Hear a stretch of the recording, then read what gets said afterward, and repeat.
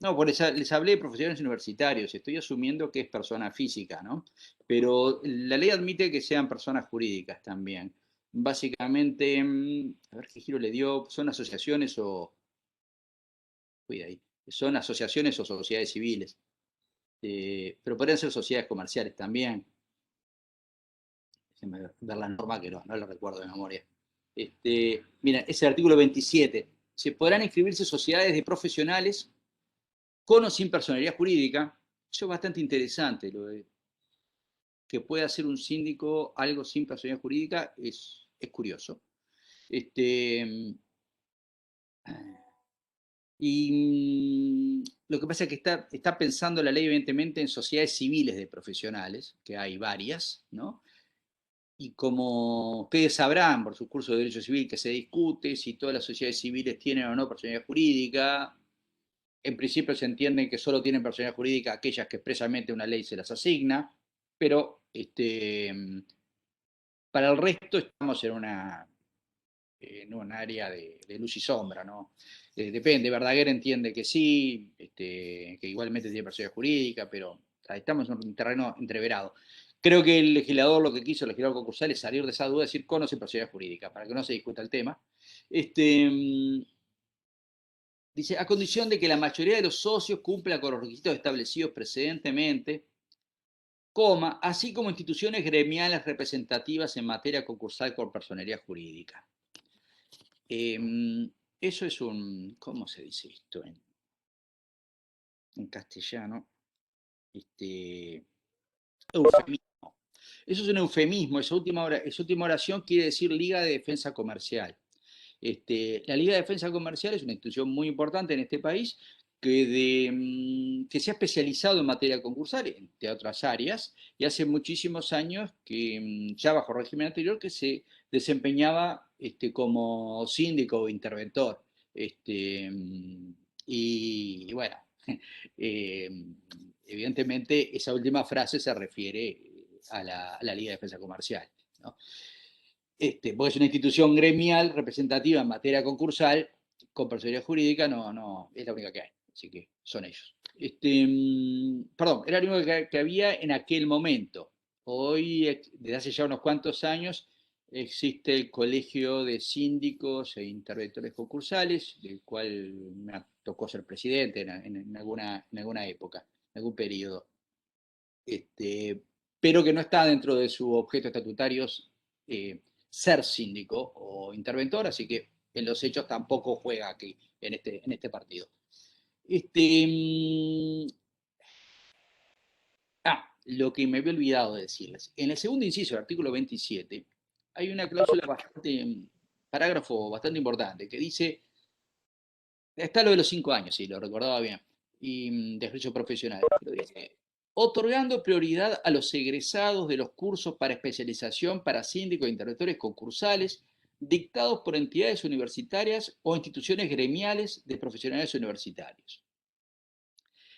¿Qué pasaba? En aquella época, cuando se hizo ese llamado, no había existido nunca todavía un curso de especialización para síndicos e interventores concursales. Entonces, ese mérito no corría. Eso ha cambiado hoy, porque primeramente dio un curso de estas características el propio Colegio de Síndicos, del cual hay, no muchos, habrá 14, 15 egresados.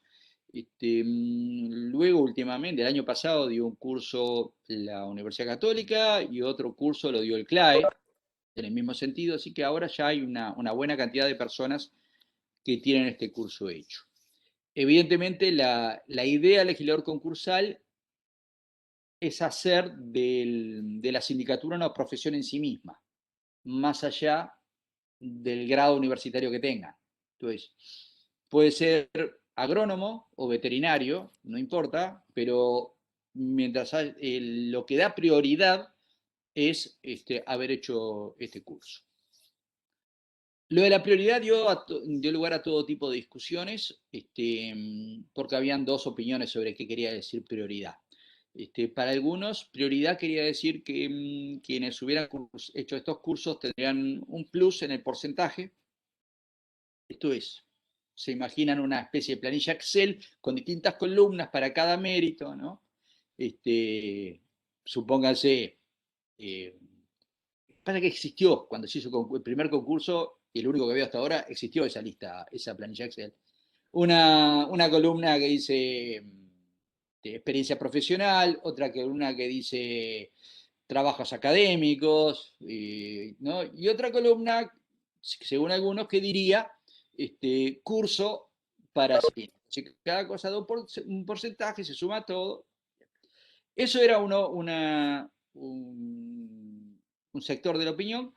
El otro sector de la opinión sustentaba que prioridad significa que entra primero. Es decir, si dice en una fila de supermercado prioridad señoras embarazadas, las señoras embarazadas entran primero y después lo demás, ¿no? Y bueno, finalmente esa discusión se dilucidó, después de no poca controversia, lo dilucidó la propia Suprema Corte de Justicia, en el sentido de interpretar esto como que prioridad es que van primero y el resto después. Esto es, se designa primero de entre quienes hayan hecho el curso para síndicos e interventores, y si hubiera vacantes, entran, bueno, se verá a los demás qué mérito tienen, ¿sí? Eso es lo que claramente está hoy entendido. Lo cual justamente creo que fue lo que motivó que aparecieran un par de cursos más, porque entonces dijeron, bueno, si no tenemos el papelito que dice que hicimos el curso de ciclos y interventores concursales, cuando haya un llamado, no entramos, porque son solo 30 lugares. Ojo, son 30 como mínimo. Verán que la ley dice que la Suprema Corte puede decidir que sean más. ¿Sí? Pueden decir que sean 40, 60, 120, lo que quieran. Hoy por hoy son 30. Bueno, vean que dice, sí, en primer parágrafo está, dice, la Suprema Corte de Justicia llamará interesados para integrar una lista con un mínimo de 30 titulares y 30 suplentes. Mínimo. Bien, como les dije, según recuerdo, pero puedo equivocarme, este concurso, yo no sé si se hizo en el 2009 o en el 2010, y, y nunca más hubo ningún otro llamado a síndicos e interventores. Es decir, lo de los 4 años quedó en letra muerta, entre otras cosas por este tipo de discusiones, ¿no? Porque la comisión en su momento largó un instructivo, sacó un instructivo que decía lo que entendía por prioridad, y ahí se armó toda una discusión que alargó el llamado, y cuando no es una discusión, es otra discusión, y discusión va, discusión viene, han pasado los años, y la cuestión es que... ¿Los 60 de coger? Sí. Y a los 80 hasta la réplica, la famosa.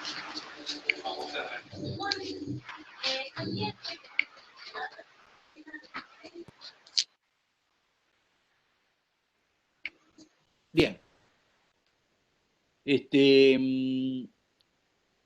Entonces, le decía que entre una cosa y la otra han pasado años sin que se hiciera el llamado a renovar esa lista. Bueno, por supuesto, o por desgracia, pero es la ley de la vida, han muerto algunos síndicos. Entonces, así que algunos que eran suplentes han pasado a ser titulares. Pero más allá de esos cambios, seguimos siendo los mismos síndicos o interventores en todo este tiempo. Sí, aparentemente va a haber un llamado en algún momento, no se sabe cuándo. Sí, teóricamente sería inminente el llamado, pero el teóricamente inminente hace como 6 años que existe el teóricamente inminente. Así que no, capaz que ustedes se reciben y todavía no se hizo el llamado. En fin, y estarán en oportunidad de hacer el curso para síndicos e interventores si esta materia da la casualidad que les gusta mucho y postularse. En fin, no, espero que no. Realmente desde el Colegio de Síndicos hemos hecho todo lo posible para que se hiciera el llamado de una bendita vez. porque entendemos que es bueno y además porque tiene que cumplirse con la ley, sin mayor éxito. En fin, eso, me interrumpen si algo no les queda, no les queda claro o tienen alguna duda sobre el estatuto del síndico, en fin. Este, mm, Eso es un tema que todo esto que les explico es en realidad para exhibir en qué estamos el Estado, ¿no? Antes de la ley concursal, los jueces designaban a cualquiera, en realidad. No que designaban a cualquiera, designaban a personas que eran de su confianza. este, la Liga de Defensa Comercial era muchas veces designada, eran más o menos lo mismo, lo que se designaban de un grupete que el juez de turno, el juez que le tocara, porque en aquella época lo que tenían competencia eran los jueces civiles, todos los jueces civiles tenían competencia concursal, entonces el juez concursal, al que le parecía, lo designaba como síndico interventor. De hecho, a mí me designaron, mi primera designación yo estaba recién recibido, creo que tenía ahí, sí, 26 años, una cosa así, me designaron como síndico. Pero por la sencilla razón que mi mamá, que es abogada, le dejó una tarjeta a un juez y le dijo, mire, si algún día tiene algo para mi hijo, acuérdese, ¿no? Algo así fue. Debe haber sido un tono un poquito más delicado porque mi madre es una persona bastante más educada que eso, pero en términos sustanciales fue eso. Y este señor juez tuvo la gentileza de de designarme. Ahora, lo de gentileza, bueno, no hay que ser desagradecido en la vida, ¿no? Porque yo hice una experiencia muy linda con eso, pero era un clavo remachado. Cuando agarré el expediente, el juez ya había intentado designar a otros 15, ¿no? Y nadie había aceptado. Ahí ven, hay una diferencia importante, porque ahora, bajo la nueva ley, de algún modo es obligatorio aceptar. No tenemos la chance de no aceptar los síndicos. Porque si no aceptamos, tenemos que borrarnos de la lista. Como se imaginarán, estar en la lista es algo muy preciado, porque es un número chiquito este de 30, quiera que no. No tanto, porque miren que por año han habido 70, 80 concursos. Así que esto quiere decir que lo van a designar en un par de concursos por año. No se crean tampoco que es tanto el asunto. Además hay un límite, ¿no? En ese sentido de los concursos que se puede tener, dice la ley que no podemos tener más de 2 por año, salvo las sociedades o asociaciones que pueden tener hasta 10 por año, pero no existen los 10 por año. Entonces, ese número de 30. Ojo, hay otra previsión bastante importante, que es que cuando el que concursa es un grupo, ¿no? Entonces, la ley prevé una excepción y que se designe al mismo síndico en los tres, ¿no? Lo cual tiene sentido, ¿no? Y otra cosa, en la interpretación de los jueces concursales, que sabrán que hay 2 turnos de jueces letrados en lo concursal, el límite es para cada juez. ¿Sí? Cada juez puede designar hasta 2 veces a cada síndico. ¿Sí? Entonces, teóricamente podrían llegar a haber 4 designaciones en Montevideo, ¿no? Sin perjuicio de las designaciones que puedan haber en el interior. Entonces, ahí puede ir subiendo, pero va subiendo en la teoría, porque si no hay más de 70, 80 concursos por año, entonces obviamente no van a haber mucho más de 2 concursos para cada uno, en el mejor de los casos. Bueno, pero de cualquier manera, es preciado de alguna manera estar dentro de esa lista, de ese número clausus de 30 personas. Este, Otro detalle, es preciado en cuanto a Montevideo. En el interior de la República y para los pequeños concursos, el juez puede designar al que se le ocurra. ¿Sí? Puede designar, por supuesto, de la lista de síndicos, y efectivamente así lo hacen muchas veces, o pueden designar a cualquiera. Normalmente algún abogado que conozcan por ahí o algún contador que conocen lo designan y pronto.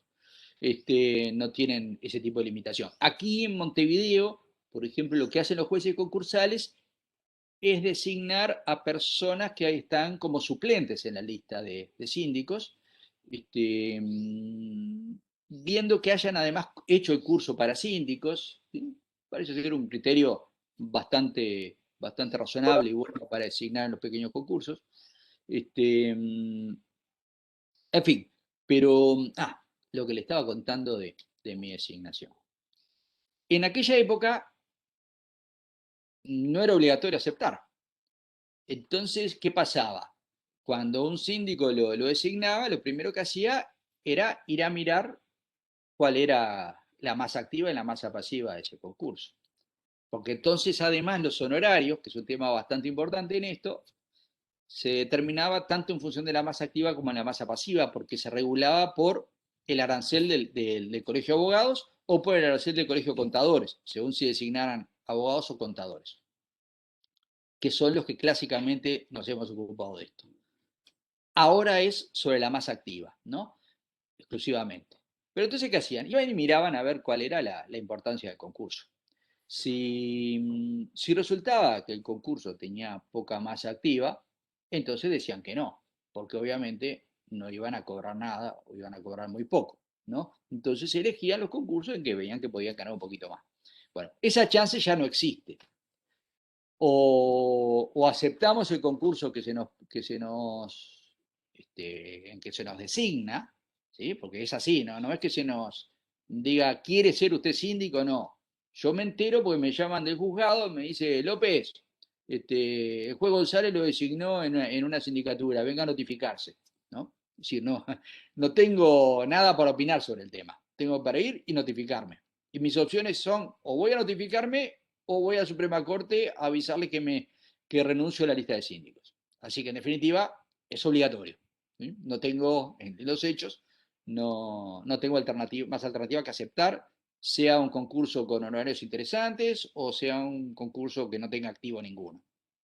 Bueno, volviendo a mi cuento, donde me designaron, había como 10 síndicos que habían ya sido designados y habían desistido. Habían dicho, no, muchas gracias, estoy muy ocupado en este momento, no me puedo hacer cargo de este concurso. Y porque era un clavo remachado, de verdad. Entonces, ese clavo remachado, cuando vieron, acá tenemos este pichón que se acaba de recibir, ¿no? Que está deseoso de trabajar gratis o a pérdida, y ahí me designaron, ¿no? Entonces, por eso, no crean que fue un gran favor o un privilegio el que se me hizo, ¿no? Y bajo la ley anterior, ¿no? Bajo el régimen de quiebra, era una quiebra, además. Era una quiebra de un sastre en la ciudad vieja, pero, a ver, no una sastrería, ¿sí? Un sastre, es decir, un señor que hacía dobladillo de pantalones, ¿no? Este, eh, y que tenía un pequeño localcito en la ciudad vieja. Entonces, yo estaba aterrado, como se podrán suponer, ¿no? Este, porque prácticamente no tenía experiencia profesional ninguna y mucho menos en encargarme de una quiebra. Por lo que veía en el expediente, la quiebra había sido decretada hacía 3 o 4 años antes, ¿no? Pero en esos 3 o 4 años había pasado designando síndicos y los síndicos desistiendo, y no había pasado más nada.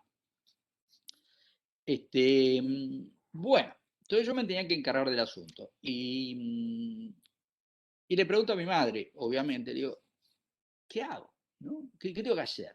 Me dice, es muy fácil. Hace una fotocopia al artículo, ya no me acuerdo cuánto del Código de Comercio, que establece qué es lo que tiene que hacer el síndico en el primer acto, en la primera actuación, ¿no? En aquel momento había un acto que era de ocupación de los bienes. ¿Sí? Uno tenía que ir, es decir, yo tenía que ir hasta la sastrería y ocupar la sastrería, ¿no? Y por suerte, en el Código de Comercio había una listita, había una serie de numerales que decía todo lo que yo tenía que hacer, ¿sí? Número por número, lo cual de alguna manera facilitaba mucho. No sé si a alguno o alguna le gusta el tema de la cocina, Pero esto es como el libro de Crandon, ¿no? De cocina. Que aunque uno no sepa absolutamente nada, uno abre la receta que quiere y le dice, bueno, agarra una cuchara. Cuchara es aquello que tiene una forma cóncava y después como un palito, ¿no? Es decir, le explican desde cero lo que tiene que hacer para hacer cualquier cosa. Entonces, si usted sigue la receta a pie de la letra, la receta sale. Entonces, eso me dijo mi madre, que además era gran hincha de, bueno, ya no cocina más, pero gran hincha del libro de Crandon. Entonces me decían, tenés que seguir la receta. Vos haciendo una fotocopia, me dice, además va a ser muy fácil, dice, porque esa diligencia se hacía con un alguacil, con el alguacil de juzgado. Dice, los alguaciles están aburridos de esto. Tu trabajo básicamente es agarrar el auto, ir a buscar al alguacil, irte con el alguacil hasta ahí, y el alguacil va a saber lo que tiene que hacer. Vos no te preocupes. Así hice, agarré el auto, fui a buscar el alguacil, hice la fotocopia del Código de Comercio, y mientras iba con el auto con el alguacil, le iba comentando, mire, la verdad, estoy recién recibido, mi primera experiencia en esto, pero confío en que usted ya estará cansada de hacer este tipo de diligencias y lo hará de taquito, ya sabe cómo hacer. Y ahí me dice la señora Guasil, mire qué casualidad, a mí me acaban de designar de Guasil. Jamás hice una diligencia de esta, no tengo idea cómo se hace, no sé lo que es una quiebra. Así que arréglesela como pueda, ¿no? Bueno, ahí entonces llegamos a la sastrería, me acuerdo había un muchachito detrás del mostrador, y le digo, mire, señor, yo soy el doctor Carlos López, la señora es la alguacil fulana de tal. Infamemente me he olvidado el nombre del alguacil. Debí revisar mis archivos. La señora es la alguacil fulana de tal, y venimos a realizar el acto de ocupación y desapoderamiento. Bueno, el muchacho, sin mediar palabra, salió corriendo disparado, ¿no? Desapareció de las sastrerías, agarró para la calle, enfiló y salió corriendo como si hubiera robado él, ¿no? Algo, y se desapareció, no sabíamos ni a dónde se había ido, ni qué había pasado, y quedamos la de Guacil y yo solos en la sastrería. Bien, entonces me dice la Guacil, ¿qué hacemos? Mire, acá dice el Código de Comercio que hay que hacer un inventario, ¿no? Así que vamos a inventariar. Y vamos a dividirnos el trabajo. Usted inventaría todos esos trajes que hay, pantalones, polleras, usted inventaría todo eso, y yo empiezo por inventariar el dinero, que es lo más que hay en caja, que es lo más importante. Entonces, ya se fue el alguacil, yo me fui para atrás del mostrador, abrí la caja, empezar a contar el dinero que había en la caja. En eso aparece un señor. Y yo del otro lado del mostrador. Digo, buenas tardes, ¿qué deseaba? Y el señor me dice, bueno, mire, yo en realidad, yo quisiera saber qué hace usted de ese lado, me dice. ¿Cómo? Y sí, porque yo soy el dueño, yo soy el sastre. ¿Qué hace usted de ese lado contando mi dinero? Me dice. Digo, bueno, imagínense la situación. Digo, bueno, mire, usted sabrá que usted mismo solicitó la quiebra hace como 3 años atrás, ¿no? Yo lo lamento en el alma, pero esto en algún momento iba a ocurrir. Alguien iba a venir y yo tengo el deber de inventariar todo y cerrar el comercio. ¿Sí? Bueno, ahí el que se me desapareció fue el hombre. También sin mediar palabras se me fue para el fondo y se me encerró en una habitación. Un cartucho que había por ahí. No sé si era el baño, que era. De hecho, hasta ahí no había llegado. Les juro que pasé bastante mal. Pasé bastante mal porque con el alguacil estábamos aterrados de que el hombre se nos suicidara, ¿no? Porque es una situación de una violencia muy grande realmente. Porque al pobre hombre le estábamos cerrando el boliche, ¿no? Es decir, su fuente de trabajo, fuente de ingreso para su familia, ese día se lo íbamos a cerrar y al hombre lo dejábamos en la calle. El hombre no iba a volver a entrar a esa sastrería que era donde él trabajaba. Es decir, es una situación, yo la cuento jocosamente, pero es una situación muy dolorosa. Y entonces, capaz que el hombre se me pegaba un tiro.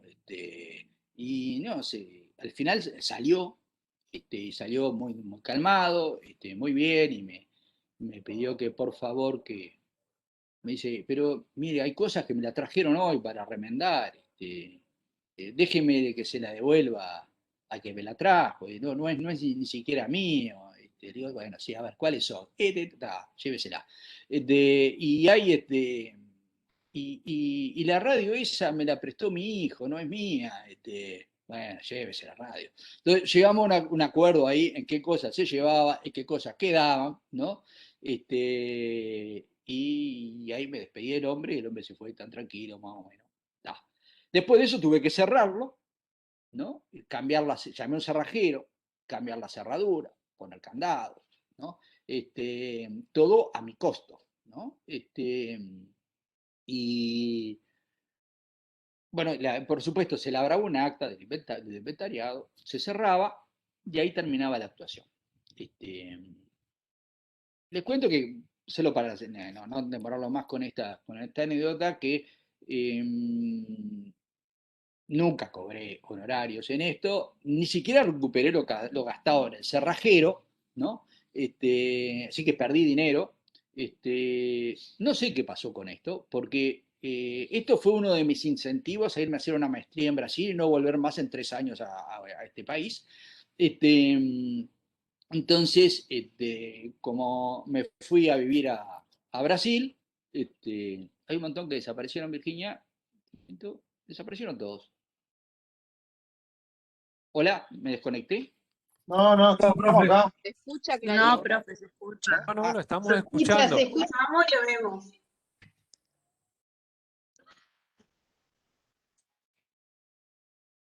Escuché voces ininteligibles. Virginia, creo que llegué a Marte. No, ahí ya veo alguno, sí. No, estamos aquí. Sí, estamos acá. Ah, están ahí, bueno, bien, genial. Bueno, gracias. Bueno, el asunto es que yo me fui del país por varios años, y ahí renuncié al clavo ¿no? Contentísimo de renunciar, imagínense, porque esto solo iba a seguir perdiendo dinero yo, nada más. En algo que era imposible terminar en nada, porque lo único que tenía era una ropa usada para vender, y una máquina de coser, ¿no? Imagínense que con eso no iba a conseguir nada. Esa quiebra era de una inutilidad completa. Lo único que serviera para cerrarle la sastrería al pobre hombre. Bueno, que tampoco recuerdo ni cómo se llamaba. Bueno, ahora, lo interesante de esta historia es el cambio de la situación actual, ¿no?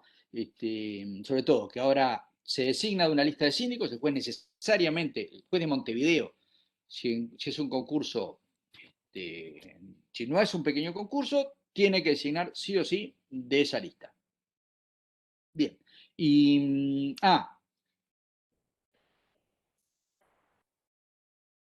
Yo tengo el micrófono abierto. No, el juez puede elegir al que quiera igual. No tiene por qué seguir el orden de prelación. Para mi desgracia, yo soy el segundo. En el orden de prelación está primero el doctor Kramer, después vengo yo. Así que estoy bastante bien posicionado, pero no tiene por qué seguir ese orden, ni tiene que justificar de modo alguno a quién designa. Designa al que se le ocurre. Sinceramente no me parece que funcione mal eso. Los jueces lo que hacen es, según el perfil que le ven al concurso, designan un contador o un abogado y ven. Y según los que ya vienen designando, vienen eligiendo a quién designan, pues los jueces, como son solo dos, ese es otro cambio muy importante, al ser solo dos juzgados concursales, también eso cambió mucho toda la dinámica de esto. El juez conoce muy bien a los síndicos, ¿no? Nos conoce porque nos ha visto actuar una cantidad de veces, saben cómo trabajamos, ¿no? Y los síndicos también entramos a conocer muy bien a los jueces, ¿no? Entonces el juez, según el perfil de cada síndico, va designando a uno a otro según los casos, tratando de hacerlo con cierta ecuanimidad. Sinceramente yo no tengo queja ninguna sobre el tema. Por más que no sigan ese orden. No es así en todos los países, ¿eh? En otros países exigen un sorteo. Bueno, por ejemplo, para designar peritos, que hay a su vez una lista de peritos, se hace por sorteo. La lista de peritos, la diferencia con la lista de síndicos es que no tiene un número clausus. Ustedes apenas se reciban, se pueden anotar en la lista de peritos, porque no hay requisito alguno para ser peritos, salvo ser profesionales de algo. Entonces, no recuerdo, perdón, capaz que piden algún tiempo de ejercicio de la profesión, yo no lo recuerdo, este, pero no exigen realmente que uno acredite tener pericia en nada. Entonces, el resultado es que hay una lista, todo el mundo se anota para perito. Porque quiera que no, de repente le llega un trabajito, entonces todo el mundo se anota para perito. La lista es enorme y tras que los jueces designan por sorteo, ¿sí? Le dicen, de hecho, los jueces, a ver, vamos a designar perito.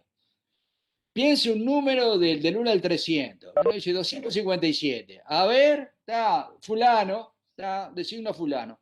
Así se designan los peritos en nuestro, en la práctica forense. Lo que, lo que sinceramente es pésimo, ¿no? Puede ser de alguna manera muy justo, pero el perito puede no saber absolutamente nada del tema para qué va a ser la pericia. Hay peritos muy buenos, obvio, porque hay gente que se ha dedicado a hacer pericias, y hay peritos que no saben absolutamente nada, porque no hay requisito para inscribirse. Esa es la parte que creo que está realmente bien, de que haya un concurso y que haya 30 lugares. Es decir, 30, 40, 50, que quieran. De hecho, hay 30, pero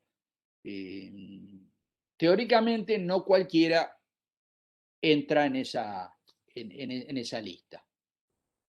Bueno, así que de alguna manera se asegura, sobre todo ahora que ha pasado, capaz que en la primera lista no pondría las manos en el fuego por eso, pero ahora que ya hemos ejercido como síndicos durante una buena cantidad de años, digamos que habemos una cantidad de profesionales que nos dedicamos a esto, los jueces saben quiénes somos, y más los cursos que han habido, creo que eso va funcionando bastante bien. Pero acá hay otro tema que lo quiero continuar de la anécdota que les decía. El tema de los concursos era mucho más fácil antes que ahora, ¿no? Mucho más fácil. Porque habían quiebras y concordatos, ¿no? Los síndicos interveníamos en materia de quiebras, ¿no? Bien, entonces, y se llamaban interventores básicamente a los que intervenían en materia de concordatos. En algunos concordatos había interventores, en otros no. Sinceramente, ¿saben? Eso lo borré de mi cabeza, por suerte. Y el nuevo, como es completamente distinto, me lo cambió todo. Entonces, traiga la niña. Y que está haciendo ballet detrás de mí. Ahí anda, con su clase de ballet por Zoom. Está en la Escuela Nacional de Ballet del Sodre y hacen ballet por Zoom. Acá de casa, que es precioso, sobre todo cuando está con el micrófono abierto, porque escuchábamos tocar a la pianista y la clase y todo, y ver la manera ella divino. Bueno, pero ese efecto de dar la clase no es lo mejor. Señores, les decía que antes era muy sencillo, porque se llamaban interventores a los que participaban de los concordatos. Concordatos eran más que bien lo que ahora se llaman convenios. Eran acuerdos que proponía el deudor con sus acreedores. Había una cantidad de variantes, con más o menos distintas funciones para los interventores, que básicamente tenían que ver con controlar y autorizar. Bien, lo que hacía el deudor. Ahora, en la quiebra, como les relaté recién, el comerciante cesaba en su actividad, ¿sí? Entonces, se le cerraba el negocio, es decir, no podía continuar con su actividad. Lo cual, para los síndicos, convertía el asunto en bastante sencillo. Lo que uno tenía que hacer era formar la masa activa, es decir, hacer un inventario y determinar cómo se conformaba la masa activa, mediante otras acciones, ¿no? También de reintegración de la masa, pero en fin. Y por otro lado, hacer una lista y graduación, se decía entonces, de quiénes sean los acreedores. Entonces, por un lado, tengo cuáles son los bienes, cómo se conforman los bienes que integran ese patrimonio, y por otro lado, cómo se conforman las deudas que integran ese patrimonio, ¿sí? Y después, una vez vendidos todos los bienes, lo que tenía que hacer era distribuir el producido de esos bienes entre los acreedores, ¿no? Bueno, el asunto, de alguna manera, era bastante fácil, ¿no? El terrible problema para los síndicos ahora es que, en principio, el concursado continúa su actividad, ¿sí? Entonces, la tarea del síndico, en particular, cambia completamente. La del interventor no tanto, el interventor sigue siendo similar, pero la del síndico cambia. Porque verán, esto está establecido en algún lado. Yo carezco de memoria, pero esto arranca en el artículo 44 y siguientes, si me quieren seguir en la ley. El 44 es el que dice que la declaración judicial de concurso no implica el cese o clausura de la actividad, ¿no? Ahí tenemos la enormísima diferencia con la quiebra, ¿no? Entonces, la declaración del concurso no implica el cese o clausura de la actividad del deudor, salvo que el juez disponga lo contrario. Es decir, el juez puede llegar a disponer la clausura o el cese, eso no ocurre, salvo que lo pida. Miren, eso ocurrió solo que yo sepa en el caso de Pluna, porque en el caso de Pluna, cuando se pidió el concurso, se pidió que se fuera directamente a la liquidación, ¿sí? Y en realidad ya estaba cerrado de antes, se había resuelto la clausura y el cese, ya había dejado de volar Pluna, ¿no? Pero pónganse en el caso, ¿no? Ustedes son síndicos y les toca a Pluna, ¿no? Entonces, ¿qué pasa? Si la actividad no cesa y luego el numeral primero del artículo 45 dice: si el concurso fue necesario, se suspenderá la legitimación del deudor para disponer y obligar a la masa de concurso, sustituyendo la administración y disposición de sus bienes por un síndico. Así que entonces que usted pasa a tener que administrar Pluna, ¿sí? Imagínense la dificultad del asunto, ¿no? Resulta que Pluna no la consiguió administrar ni el Estado, ni diversos empresarios que sucedieron uno tras del otro, y resulta que un síndico, que es en definitiva una persona que en el mejor de los casos sabe derecho concursal, ¿no? O hay algo de contabilidad, ¿no? Resulta que tiene que pasar a administrar una aerolínea, ¿no? Bueno, menos mal para el síndico que estaba cerrada, porque ya cerrada tiene sus complejidades, pero imaginen abierta, ¿no? Una aerolínea, ¿no? Bueno,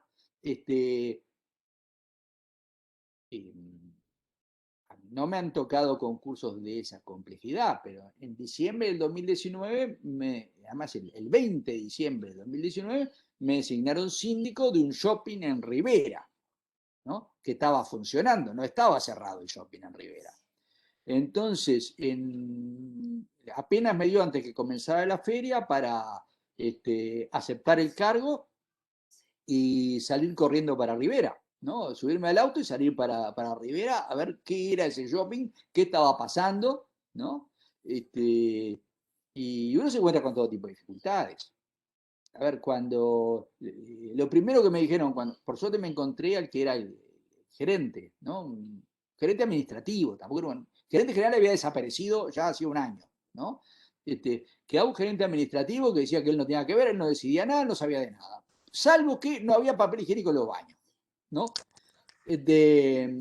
Y Y bueno, y digo, ¿y por qué no compra? Y porque hay 700 pesos en caja. Lo único que tengo son 700 pesos en caja, ¿no? Para lo que venga, ¿no? Este, era un shopping, no un free shop. Era un edificio bastante grande, con un montón de personal, ¿no? De personal de limpieza, personal de seguridad, ¿no? Con unas cuentas estratosféricas de luz, de teléfono, de agua, ¿no? Y resulta que el problema inmediato era que no había, no había papel higiénico en los baños. Entonces, la primera medida que tomé como síndico fue cerrar todos aquellos baños que no tuvieran papel higiénico, dejar solo lo que había en un rollo. Y bueno, pero imagínense, de ahí para arriba, todo género de problemas y dificultades, ¿no? Y encima arrancaba la feria judicial, así que quedaba solito ahí para hacer lo que pudiera, como pudiera, para mantener más o menos funcionando eso de alguna forma. Como dice que Dios aprieta, pero no ahorca, ¿no? Porque lo que voy a decir es una barbaridad, pero no hay que el gobierno venga también, porque de alguna manera la pandemia me dio una ayuda a mí, porque como se cerraron todos los shopping, ¿no? En marzo se cerraron todos los shopping, ¿no? Entonces, bueno, podía cerrar el shopping sin responsabilidad, ¿no?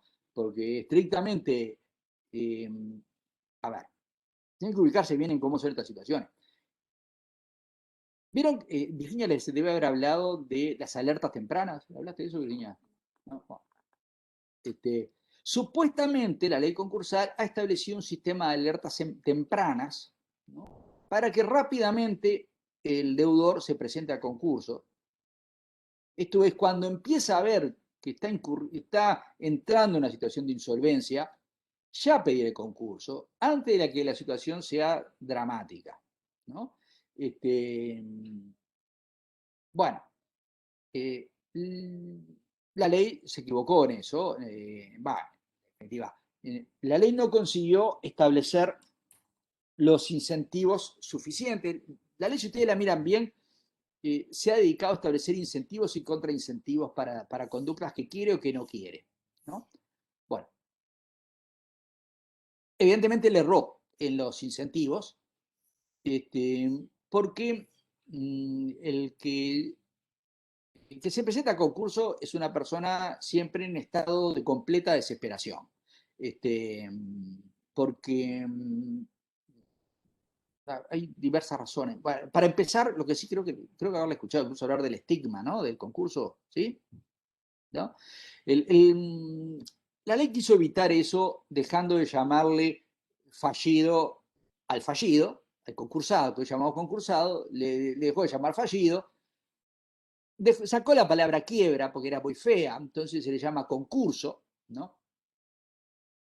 Bueno, a ver, no es posible cambiar de un día para otro cosas que vienen desde la Edad Media, ¿no? Desde la Edad Media se llama quiebra la quiebra y fallido al fallido. Entonces, y eso está en el ADN de los comerciantes, de los empresarios en nuestro país y en todos los países del planeta. Entonces, ¿qué es lo que pasa? Toda esta nueva nomenclatura que tenemos genera una gran confusión entre los empresarios. Porque si usted le dice a un empresario, o se entera el empresario, que alguien concursó, y se piensa que están, ¿cómo se llama? Los 7 escalones, 9 escalones, o que está yendo a un programa televisivo a ver si saca algún premio, porque concursó, ¿no? Yo qué sé, concursó, es justo esa palabra, además, porque concursar quiere decir otras cosas. De hecho, hoy le estaba hablando que se concursa para síndico, ¿no? Concursar es participar de un concurso, ¿no? Entonces, el empresario común todavía no entiende lo de concurso. Entonces, lo decodifica de dos maneras. Generalmente como concordato, dice, pidió concordato o entró en concordato porque concurso, concordato, le suena más o menos como lo mismo, entonces asumen que debe ser concordato, ¿no? Habré escuchado mal, debe ser concordato, dice. Pidió concordato o se le declaró el concordato, dice el común de la gente. O bien dice quebró, ya está, quebró. Lo que pasa es que el quebró no es exactamente lo que ocurre cuando se pide concurso. Para empezar, porque continúa la actividad, ¿no? Entonces, y vaya usted a hacerle entender todo eso a la gente. Entonces, y por supuesto, para los empresarios en general o para los comerciantes en general, llámele a la acera, llámele como quiera, llámele H, ¿no? De concurso, quiebra, concordato, ya saben que está fundido. ¿Sí? Y si para el empresario en general esa persona está fundida, entonces ya no es digna de crédito. ¿Sí? Entonces le cortan el crédito, lo cual repercute pésimamente sobre el empresario. No sé si ustedes lo saben, pero es un conocimiento más o menos normal, que todos los empresarios en este país y en todo el planeta trabajan a crédito. Los empresarios no trabajan al día. Es decir, si usted tiene un bar, no le traen los cajones de cerveza y usted paga la cerveza y después la vende. No funciona así. Le traen la cerveza y usted firma unas facturas a crédito a pagar a 30, 60, 90 días, depende del crédito que tenga. ¿Sí? Y todo el comercio funciona así. El comercio no funciona al contado. El comercio funciona a crédito. ¿Sí? Entonces, ¿qué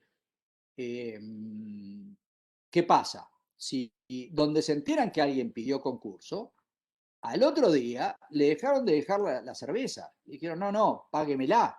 ¿Quiere cerveza? Me la tiene que pagar. ¿No? Se acabó el crédito. ¿Sí?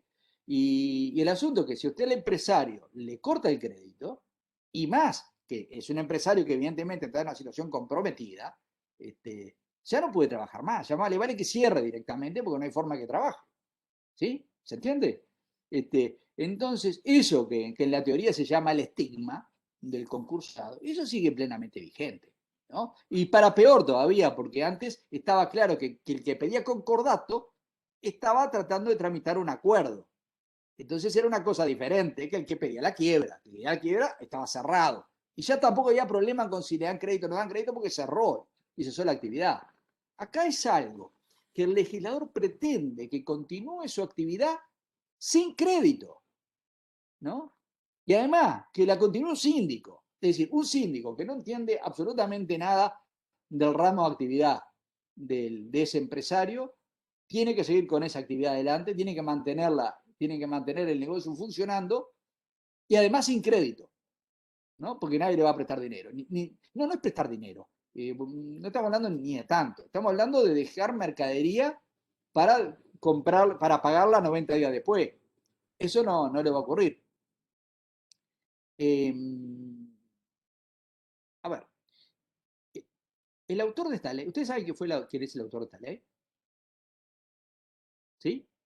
¿No? ¿No sabe? Nadie sabe quién fue el autor Sí, de esta ley. Ricardo Olivera, ¿no? No, pero en el palo, digamos. El que mire, Paz, ¿no? El que presentó el proyecto de ley al Ministerio de Economía, o el anteproyecto de ley al Ministerio de Economía, es el doctor Ricardo Olivera, sí, claramente, ¿no? Que fue el que terminó siendo esta ley. Pero la ley no la hizo el doctor Ricardo Olivera. La ley la hizo es decir, el anteproyecto de ley, el que lo hizo fue el profesor Ángel Rojo, que es un profesor español, catedrático de la Universidad Autónoma de Madrid, una verdadera eminencia, y que en realidad lo que hizo Rojo fue lo que se conoce como propuesta anteproyecto de ley concursal, ¿no? Que tomó estado parlamentario en España. Eso le fue cometido a Rojo por el Parlamento español hacer esa propuesta. Rojo la hizo, entró al Parlamento, pero después en el Parlamento, bueno, ahí cuando Rojo hizo esa propuesta, el doctor Ricardo Olivera, lo digo porque él creo que lo tiene escrito, lo ha contado en cuantas conferencias ha tenido oportunidad, no es ningún secreto. El doctor Ricardo Olivera, cuando le encomendaron realizar un anteproyecto de ley, fue a hablar con Rojo, se encontró con Rojo, y cuenta incluso, hace poco lo leí, sí, de vuelta, que se encontró con Rojo en Chile, en unas conferencias que había en Chile, le dijo, miren que me encomendaron hacer esta tarea, le dijo, Rojo, le dijo, justamente tengo acá una propuesta de anteproyecto, y bueno, se tuvo la generosidad de dársela al doctor Ricardo Olivera,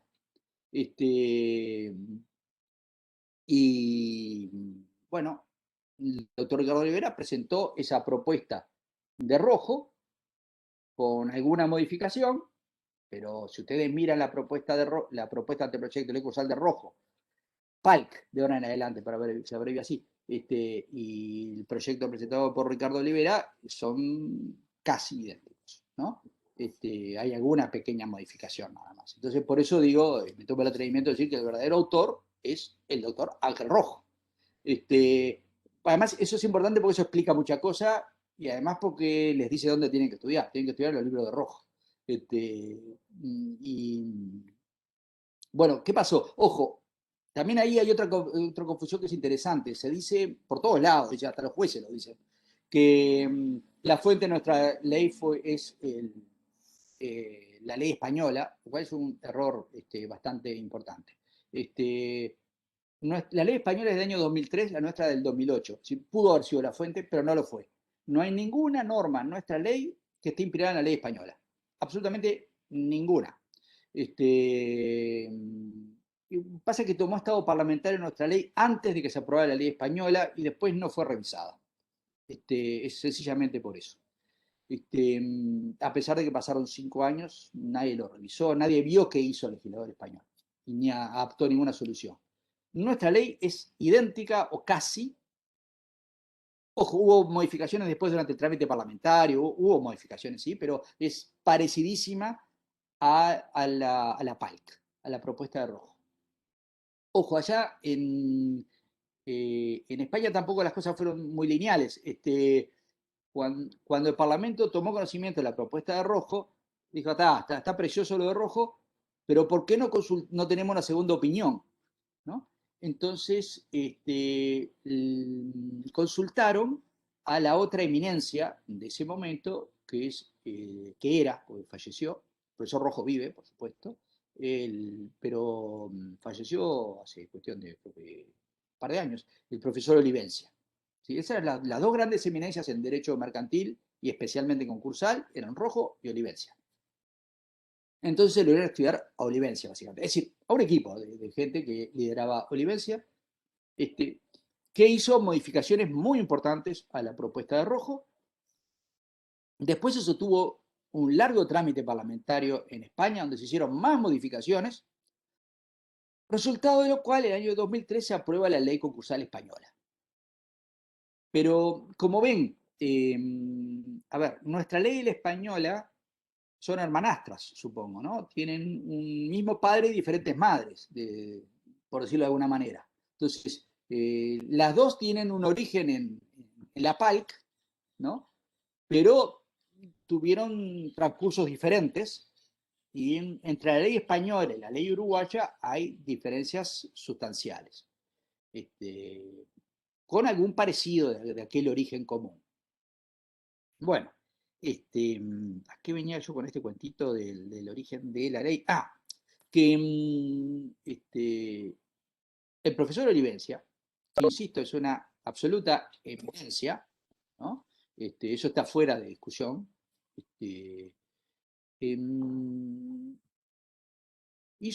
Elaboró esta ley seguramente desde todo su bagaje de conocimiento en derecho concursal, pero tal vez, esto es un atrevimiento de mi parte, sobre todo porque estoy hablando de profesor Rojo, de repente, en aquel momento que elaboró aquella propuesta, al menos, no tuvo en cuenta algunas cosas prácticas, ¿no?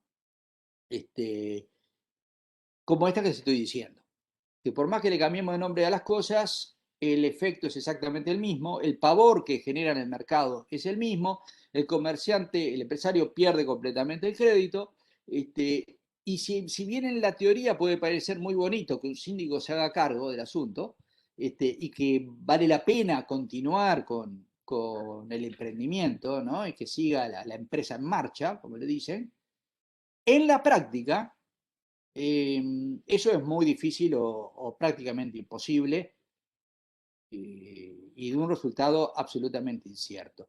Es decir, es extremadamente improbable o difícil que un síndico pueda administrar mejor a la empresa que el propio dueño, que se dedica a eso probablemente hace muchos años, que sabe de su oficio, que está poniendo en riesgo todo su capital, entonces tiene todo el tiempo del mundo para dedicarle a esa empresa.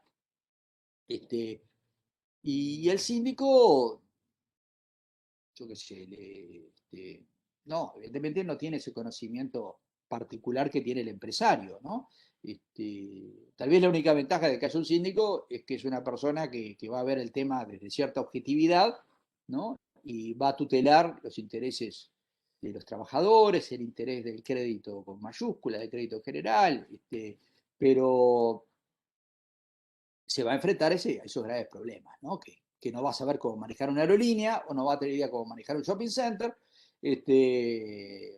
Ha tenido cosas más complicadas, desde una fábrica de pasta hasta un tambo, es decir, una imprenta, sí, una marmolería, no era marmolería, era una mina, una explotación. De todo me ha tocado administrar, ¿no? Pero que imagínense, para administrar correctamente un tambo, usted tiene que estar en el tambo a las 5 de la mañana, todos los días, desde sábado, domingo, feriado, siempre, porque la vaca hay que ordeñarla todos los días. Y lo mismo, bueno, en el tema de la fábrica de pasta, también hay que estar a las 6 de la mañana para recibir a los distribuidores, ¿no? A lo que le trae la mercadería, asegurarse que a las 10 de la mañana, cuando abre la fábrica de pasta, esté la pasta fresca pronta para el consumidor, ¿no? Como el hombre viene ya fundido, ¿no? Imagínense los problemas de todo tipo que tiene, con los proveedores, que está enojado, y ahora que está fundido, peor, ¿no? Con los trabajadores, a los que probablemente ya les deba algún mes que otro, hace rato que no le pagan los aguinaldos, y no le dio la licencia, ¿no? Entonces, probablemente tenga un sindicato que está de punta con todo el tema, ¿no? Que no me ha ido mal, ¿eh? Me han tratado muy bien, tengo quejas cero de los sindicatos. El sindicato de alguna manera ve con alivio que aparece un síndico y que de repente, bueno, hay un poco más de transparencia en el manejo de las cosas. Pero a ver, la situación es realmente caótica y muy difícil y de muy incierto resultado. En la teoría, tal cual lo ha manifestado el doctor Ricardo Olivera, la intención de mantener la empresa en marcha o en funcionamiento es conservar el mayor valor que tiene una empresa en funcionamiento frente a una empresa cerrada, ¿no? A los efectos de que cuando se enajene la liquidación se obtenga un mayor valor por el que se obtendría por el remate de sus elementos por separados, ¿sí? Bueno, eso a veces sucede, raras veces, pero sucede. Antes no había alternativa, antes en la quiebra simplemente, como se cerraba, se remataba todo y ya estaba, ¿no? Ahora, creo que no entró todavía Virginia en la etapa de liquidación, ¿no? ¿Sí? ¿No? Bueno, cuando se ingresa en la etapa de liquidación, van a ver que la ley impone preceptivamente que se intente la venta de la empresa en funcionamiento, de la empresa en bloque en funcionamiento, así dice la ley. Como un llamado a interesados. Una licitación, sí, si quiere llamar llamado interesados, sí, llamado interesados a adquirir esto. Ya Virginia les explicará las dificultades que tiene esto porque nadie sabe qué quiere decir la empresa en bloque en funcionamiento. La ley uruguaya, a diferencia de la española, no se ocupó de definir qué quería decir con empresa en bloque en funcionamiento. Y como supongo que eso sí Virginia les tiene que haber explicado en la clase de Comercial 1, ¿no? ¿La empresa qué es? ¿Qué es la empresa, señores? Ya lo tienen que saber. Una unidad, Señoras también. ¿Qué es? una unidad productiva que mezcla Y capital una y definición. Capital y trabajo. capital y trabajo. No, está bastante bien. Está bastante bien. Mire, hay N definiciones de empresa, ¿no? Pero digamos que la generalmente más aceptada por la doctrina es que es una organización de capital y trabajo. Luego se discute si el trabajo necesariamente tiene que ser ajeno o puede ser propio, pero la palabra clave en esto es organización, ¿no? Es organización de capital y trabajo. Entonces, la organización, estoy seguro que Virginia lo tiene que haber enseñado, no es un bien, ni es un sujeto. La organización es una entelequia, es la forma en que se disponen los recursos productivos, es decir, el capital y el trabajo. Bueno, entonces, la organización estrictamente no puede ser enajenada, ¿sí? La empresa...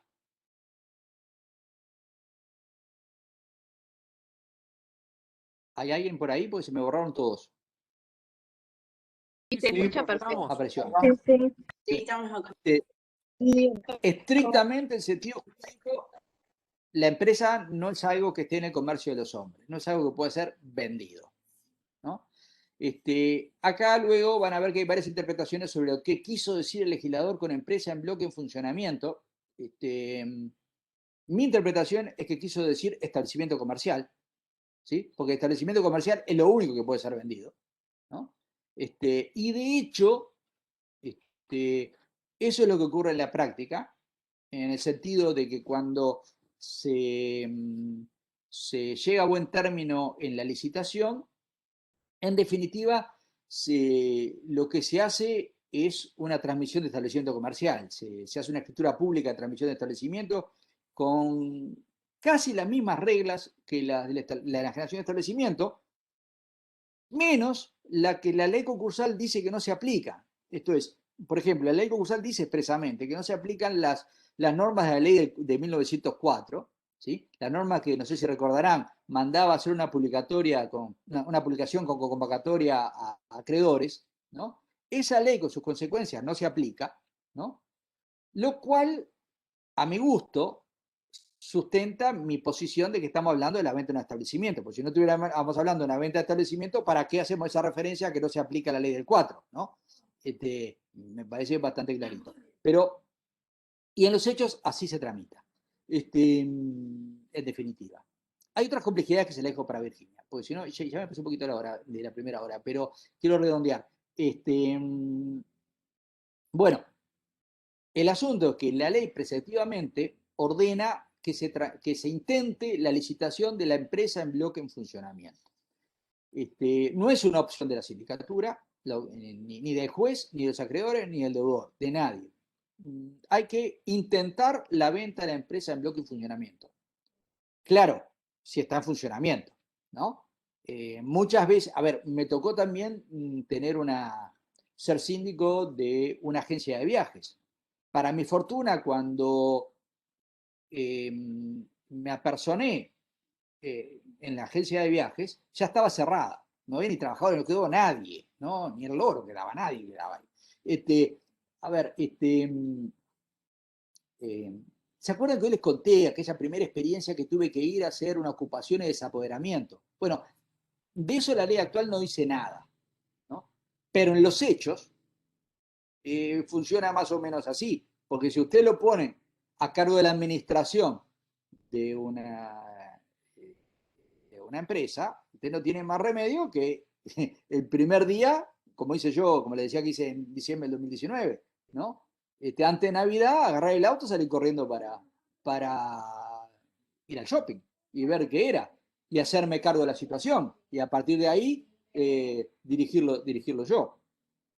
Entonces, eso hay que hacerlo igual. Pero a lo que iba, en definitiva, la verdad es que en aquellas empresas que he podido mantener en funcionamiento y que he podido enajenar a través de un proceso licitatorio, el resultado ha sido bueno. Ha sido evidentemente bueno. Por ejemplo, me tocó también ser síndico de páginas amarillas, ¿no? Pero ¿qué pasa? Páginas amarillas, cuando me apersoné en páginas amarillas, me encontré con 10 computadoras usadas, ¿no? 15 sillas, 6 mesas, ¿sí? Y esos eran los activos de páginas amarillas, ¿sí? Nada más. Entonces, bueno, también hay un valor de marca importante, ¿no? La marca era un valor importante, pero en definitiva nada más que eso, con pasivos cuantiosos. Entonces, si hubiéramos estado en el régimen anterior, yo hubiera simplemente cerrado páginas amarillas, después hubiera sacado a remate 8 mesas, 10 computadoras usadas. Bueno, me hubieran pagado algo por la marca, probablemente, pero por el resto de las cosas, no me hubieran pagado nada, absolutamente nada, porque no valen nada muebles usados y computadoras usadas, nadie las compra. Entonces, las computadoras usadas se venden por 100 pesos, no sé ni quién las compra. Y entonces, pero sin embargo, páginas amarillas, se hizo una licitación, se vendió una licitación y se obtuvo una suma de varios cientos de miles de dólares por la venta de la empresa en bloque en funcionamiento, ¿no? Es decir, es un cambio bastante sustancial. No pude pagar todos los pasivos con eso, pero los trabajadores pudieron algo cobrar. Es decir, en definitiva, como verán, tengo algunas cosas que me parece que funcionaron bien y que dan cierto resultado, y otras que realmente son prácticamente imposibles de conseguir. Señores, me pasé hasta 7 minutos de la hora. Si quieren, paramos, tomamos un café y seguimos charlando dentro de, no sé, ¿qué? ¿5 minutos? ¿10 minutos? ¿Sí? Bueno, nos vemos.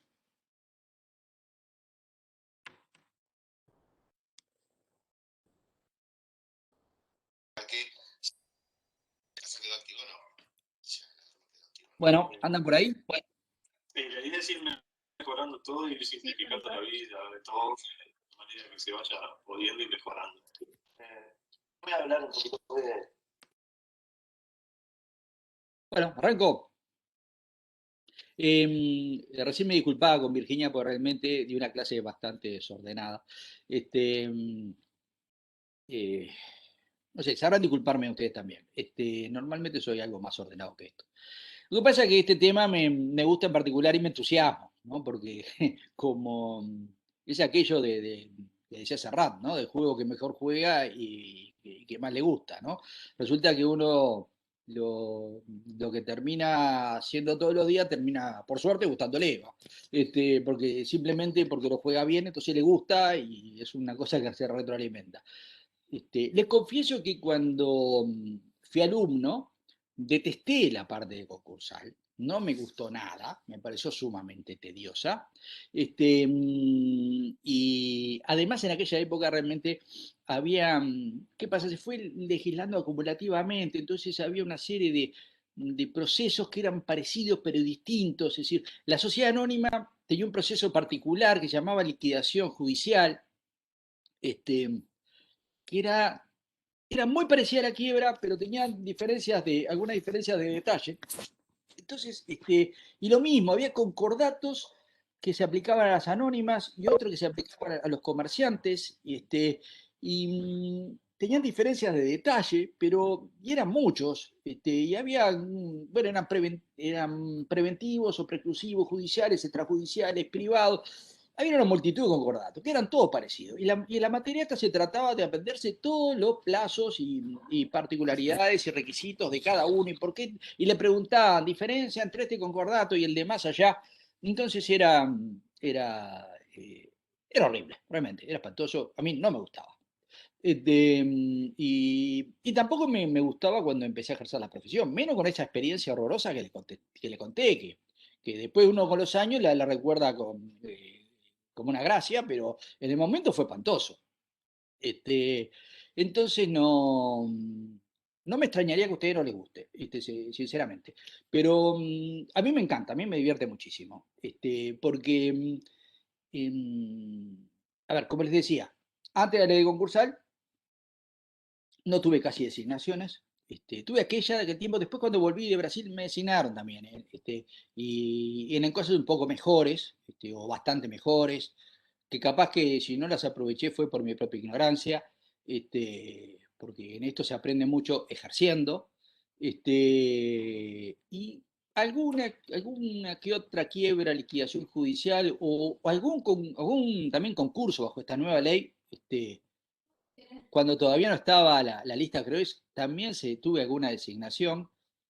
Bueno, yo ya era profesor grado 3 de Derecho Comercial y dentro de todo, algo de concursal sabía, ¿no? Si bien tenía poca práctica, pero algo sabía. Tenía ya un montón de cosas escritas sobre concursal, ¿no? Porque, total, para escribir no hay que saber nada. Entonces, en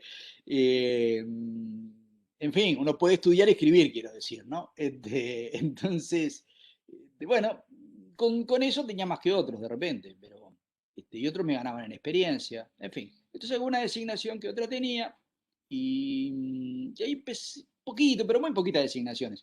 Después seguro, cuando quedé segundo en la lista de síndicos, no hubo más remedio que entrar a designarme. Entonces me entraron a designar, y como le decía, por eso hoy el 90% de mi trabajo es concursal, y además me encanta, me divierte. Eso que hoy se los decía desde la perspectiva negativa, ¿no? De que, a ver, que, qué hemos de hacer nosotros, ¿no?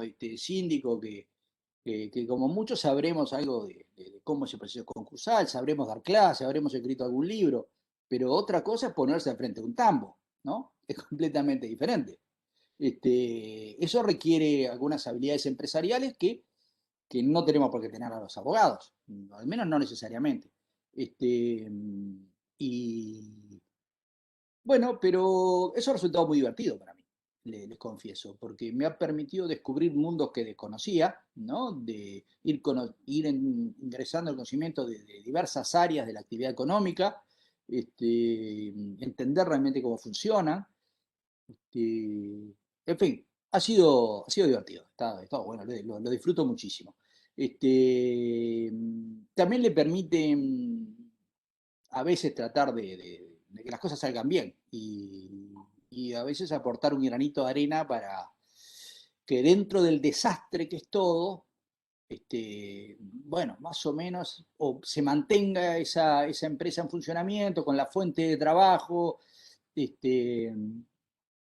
Fíjense, ahora con el tema del shopping, que todavía no ha reabierto por temas que tienen que ver con la pandemia, pero el shopping lo conseguimos vender también en una licitación, ¿no? En bloque, y si bien el shopping tenía otro valor, porque tiene un inmueble valioso, ¿no? Pero el inmueble está hipotecado, ¿no? Tiene una hipoteca, bueno, lo puedo decir porque eso es público, por 18 millones de dólares, ¿no? Entonces, si bien el shopping construirlo costó 45 millones de dólares, ¿no? Difícilmente en un remate del inmueble, como inmueble, si estuviera cerrado, yo pudiera llegar a obtener más de 18 millones de dólares, ¿no? Entonces, en cambio, ¿no? Como empresa en funcionamiento es otra historia. Y ahí fíjense, estamos hablando. No son tantos los empleados que estaban a mi cargo, tenía 50 empleados a mi cargo, pero todo el shopping tenía 300 empleados, ¿no? De los empleados de los distintos negocios. Entonces, para mí mantener ese shopping en funcionamiento más allá de lo que pudieran recuperar mejor o peor los acreedores, está en la importancia que tiene para la ciudad de Rivera que ese shopping no cierre, ¿sí? Y son 300 familias que se quedan sin trabajo, ¿no? Es decir, una fuente de trabajo para 300 personas. Es muy importante lo que está en juego. Entonces, en definitiva, poder hacer algo en ese sentido es motivante, está bueno, por eso me gusta. No, vale la pena el enormísimo esfuerzo que esto conlleva. Señores, a ver, pero para poner un poquito de orden, aunque sea, ¿no? Acá tienen dos áreas fundamentales para analizar. Por un lado, el estatuto, ¿no? Que está, yo empecé hoy en el artículo 26 y siguiente, en realidad, el 27. El 27 es una curiosidad, y ojo, porque anótenlo, pues se les puede perder, porque en realidad, si miran la ley, verán que hay un título 2 que dice síndico interventor, ¿no? Lo cual está precioso, ¿no? Pero el título 2 comienza en el artículo 28, ¿no? Pero resulta que por estos azares del destino, del síndico se empieza a hablar en el 27. Curioso, ¿no? Entonces, el 27, que habla de la inscripción del registro de síndicos, es el que establece cuáles son las condiciones para ser síndico, ¿no? Entonces, está antes del título que habla del síndico, ¿sí? Entonces, se les puede complicar encontrarlo, pueden no encontrarlo. Bueno, a ver, ¿dónde estaba el artículo que decía cuáles son las condiciones para ser síndico? Y lógicamente lo van a buscar debajo del título para el síndico. Pues no está ahí, está en el artículo anterior. Es de locos, ¿no? Pero bueno. Pero es para lo que sirve las clases, ¿no? Sepan que está en el 27. Entonces, el tema lo tienen que empezar a estudiar en el artículo, un artículo antes de que empiece a tratarse el estatuto. Incluso es el artículo más importante para ustedes, en definitiva. Después empiezan incompatibilidades y prohibiciones, la aceptación, los auxiliares, los auxiliares es un tema bastante interesante. Miren que dice, cuando la complejidad del concurso se le exija, el síndico interventor podrá solicitar al juez autorización para nombrar auxiliares, bla, bla. Nadie tiene muy claro qué son estos auxiliares. En España, que tiene más o menos la misma norma, se entiende algo completamente distinto que aquí. Le digo lo que se entiende aquí. Aquí normalmente se entiende que si el síndico ocurre que es un contador, sería bueno que fuera auxiliado por un abogado. Entonces designa como su auxiliar a un abogado. Y viceversa, cuando me designan a mí, yo de contabilidad no sé. Así que entonces designo a un contador como mi auxiliar, ¿no? O a veces designo otros abogados. Miren, me ha pasado, a ver, yo laboral, por ejemplo, no sé nada, sinceramente. No solo no sé, sino que no me interesa saber. Entonces, no me interesa liquidar un despido, ni saber cómo se hace, ¿no? Entonces, ¿qué hago? Designo un auxiliar especializado en derecho laboral, porque de repente tengo muchos trabajadores y sé que voy a tener un tema ahí con los trabajadores, designo un auxiliar en derecho laboral, ¿sí? En fin, la ley habilita eso. Y verán que, curiosamente, después dice que, bueno, la resolución que concede la autorización, ¿no? Uno lo tiene que pedir. En el primer escrito que uno presenta dice, señor juez, le solicito que designe como auxiliar al contador fulano y al abogado no sé cuánto, ¿no? Bueno, esto entra, por ejemplo, como decía, a ver, si es un ingeniero agrónomo, dice, bueno, voy a necesitar un abogado y un contador, ¿no? Entonces pide que se le designen como auxiliares. Entonces, perdón, otra cosa, que en esto verán que capaz que a esta altura sí entienden el sentido de que puede ser cualquier profesional universitario. Porque a lo mejor, si se trata de concurso de una explotación agropecuaria, más vale que el síndico sea un agrónomo, ¿sí? O un veterinario, no un abogado. ¿Qué sabe un abogado en explotación agropecuaria? Y después que ese agrónomo contratará auxiliares para las diversas áreas. Y tiene sentido, no está tan mal.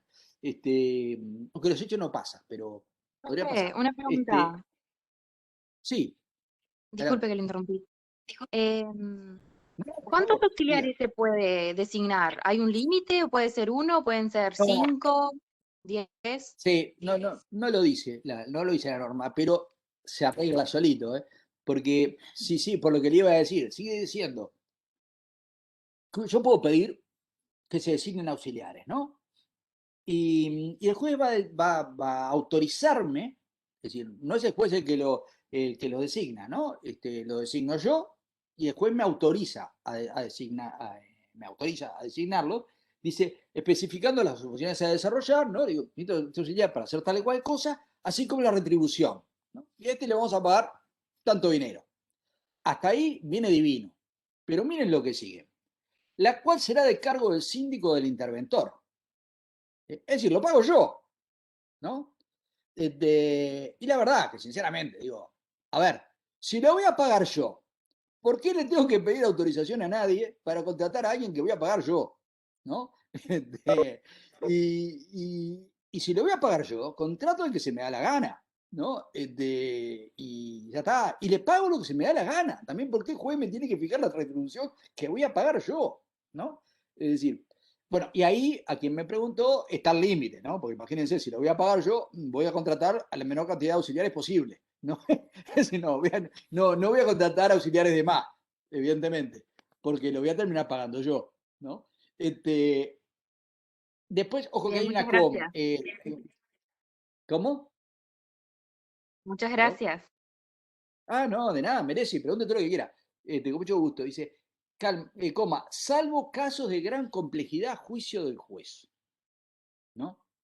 Gran complejidad. Vaya a saber qué quiere decir gran complejidad, ¿no?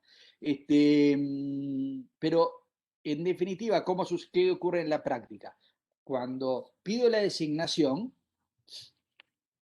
ya arranco diciendo que el asunto es complejísimo, ¿no? Y que por favor, dada la gran complejidad de este asunto, que el juez lo ponga de cargo de la masa y no me lo ponga, no me lo haga pagar a mí, ¿no?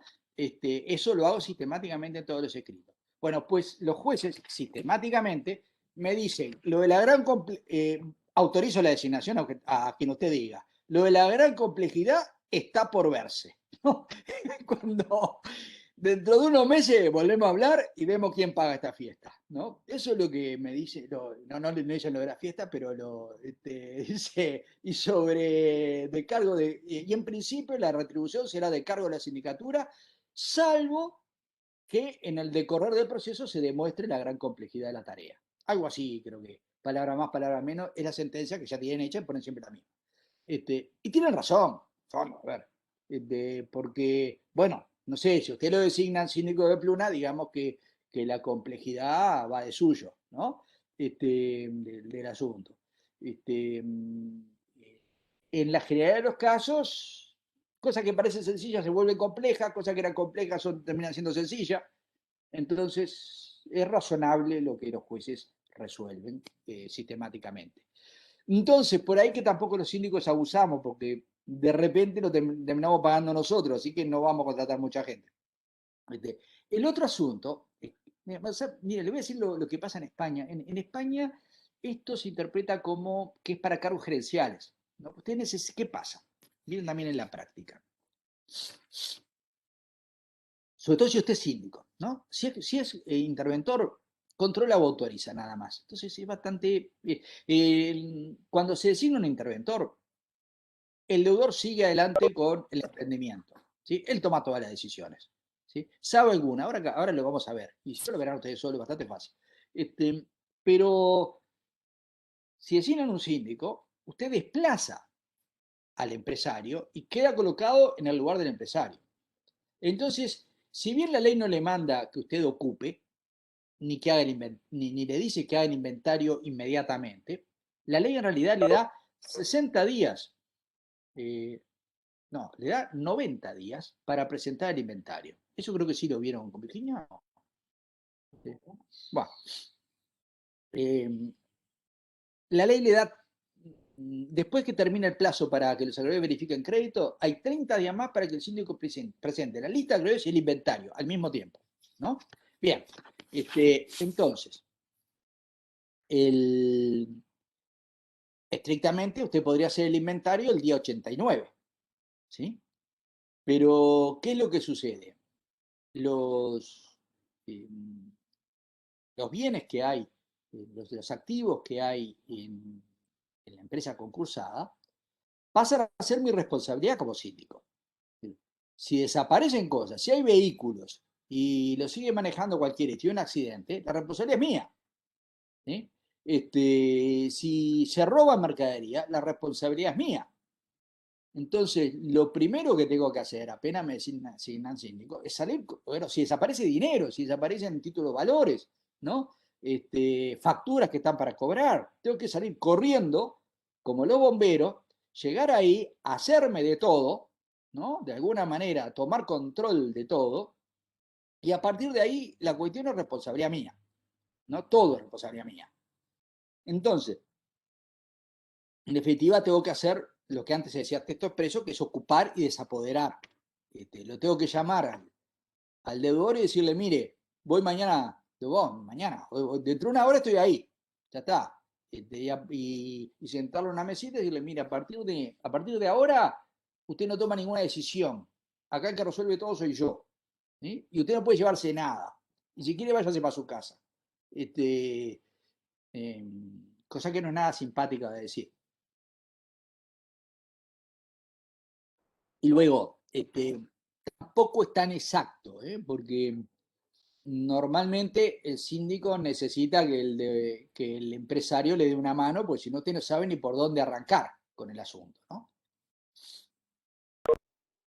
Bien. Entonces, en España, lo de auxiliares lo encaran como gerentes, porque usted necesita, ¿qué pasa? Yo confieso que nunca estuve en la fábrica de pastas a las 6 de la mañana para recibir la mercadería, ¿no? Detesto madrugar. Nunca estuve allí a la mañana y confieso que no fui a ningún tambo, no ordeñé vaca ni cosa que se parezca. Entonces, ¿qué es lo que pasa? Uno necesita tener a alguien de su confianza en cada lugar. Eso es lo que ocurre, porque yo tengo que seguir, yo trabajo de abogado y tengo que seguir trabajando de abogado, ¿no?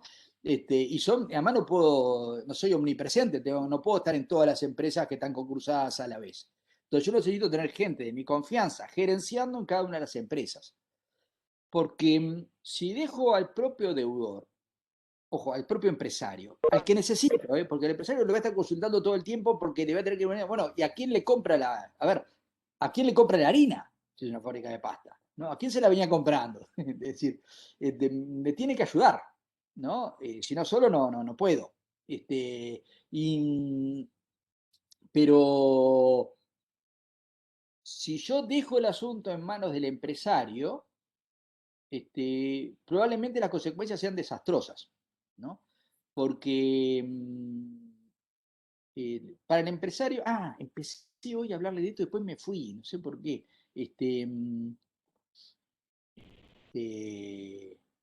Claro, empecé hablando de las alertas tempranas y por qué no funcionaba. A ver, para el empresario, el concurso es sinónimo de que se fundió, ¿no?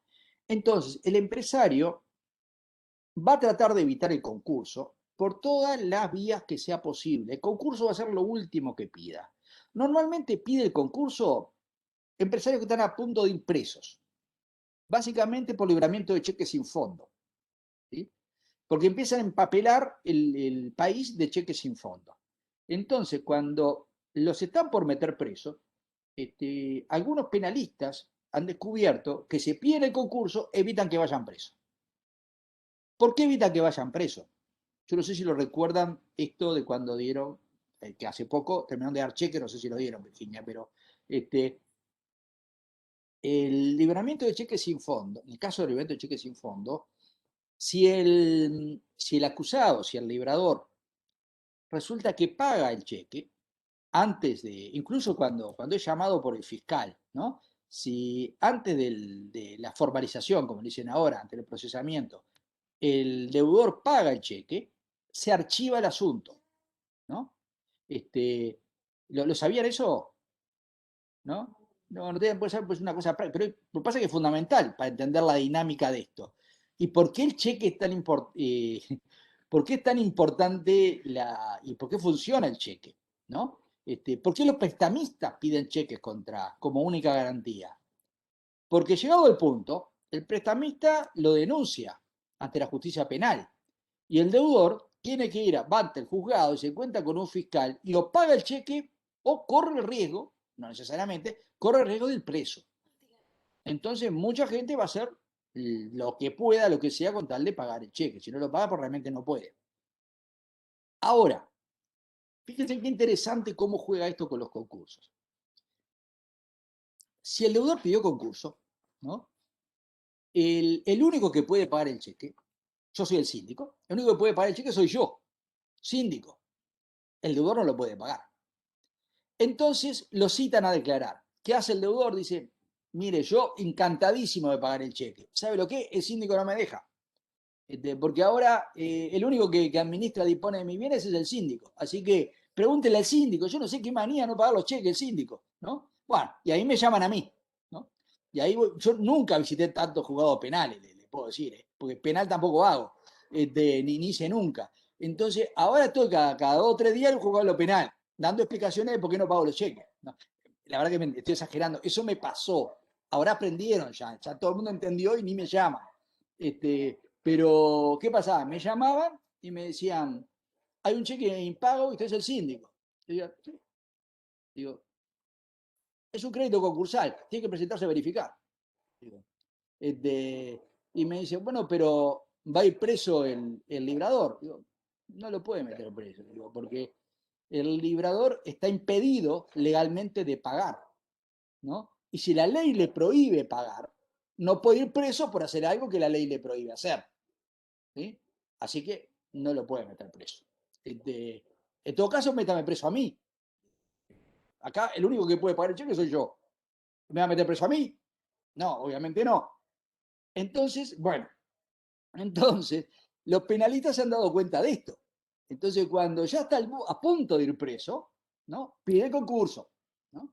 Entonces, y ahí se libera de ir preso, ¿no? Pero imagínense, sabían que está muy mal ya, ¿no? Y, es decir, lamentablemente, dado el sistema, y me llevaría mucho más explicar toda otra serie de incentivos y contraincentivos que funcionan muy mal, ¿no? Dado cómo está hecho el sistema, solo pide concurso el que está recontrafundido. Nada de alerta temprana. No, tiene que estar recontra mil fundido. Hace años que está fundido, hace 3 o 4 años que está fundido, ¿no? Y ya no da más, absolutamente más. Esa es la situación del que pide concurso. Y por eso también, eso es lo que hace especialmente difícil la tarea del síndico. Porque para que la ley funcione como está diseñada, ¿no? Y para poder llegar con una empresa en funcionamiento que sea apetecible para ser comprada por alguien, no tiene que estar fundido o tan fundido, ¿no? Eso es lo que lo hace difícil el tema. Habría que hacer algunos cambios legislativos realmente menores, de ciertos detalles en determinados puntos, para que esto no fuera así. Hasta que eso no se haga, fíjense, ahora con la terrible crisis que está viviendo el país, bueno, saque que estamos en feria judicial sanitaria, ¿no? Pero igualmente, ¿sabe cuántos concursos se han pedido en lo que va del año? O se han decretado, perdón, en lo que va del año.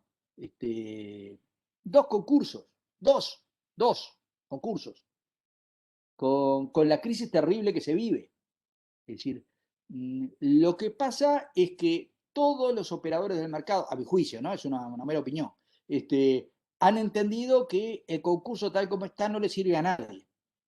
No le sirve ni al deudor, porque termina más fundido que antes, no le sirve a los acreedores porque no cobran más, no cobran nada, porque si no solo se explica así, que solo haya 2 concursos este año con las dificultades económicas por las que está pasando evidentemente el país.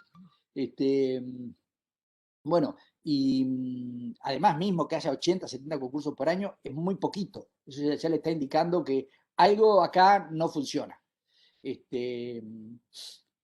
Bueno, entonces,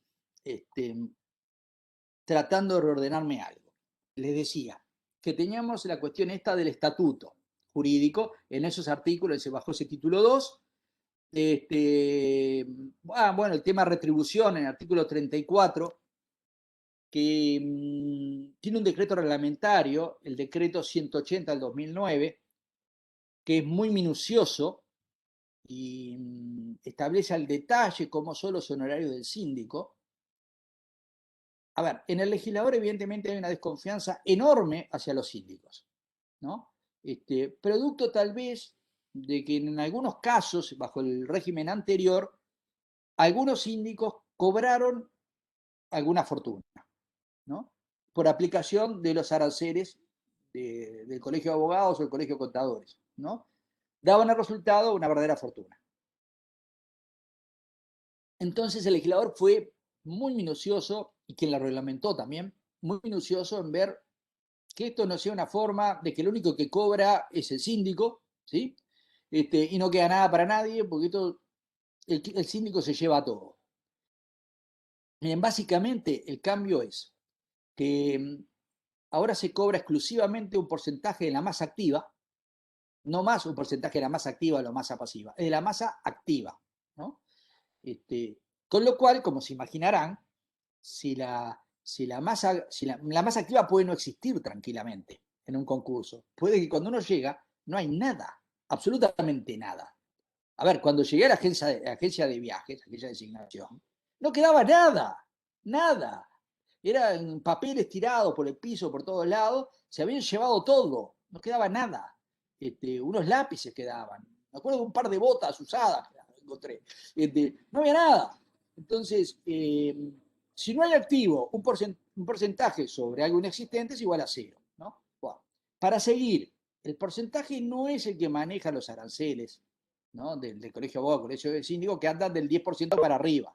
No, el porcentaje es del 2% para abajo, ¿no? Es un porcentaje decreciente, a medida que va aumentando la masa activa, va disminuyendo el porcentaje. Entonces, y arranca en un 2. Así que como verán, la remuneración es bastante baja, ¿no? O tiende a ser bastante baja.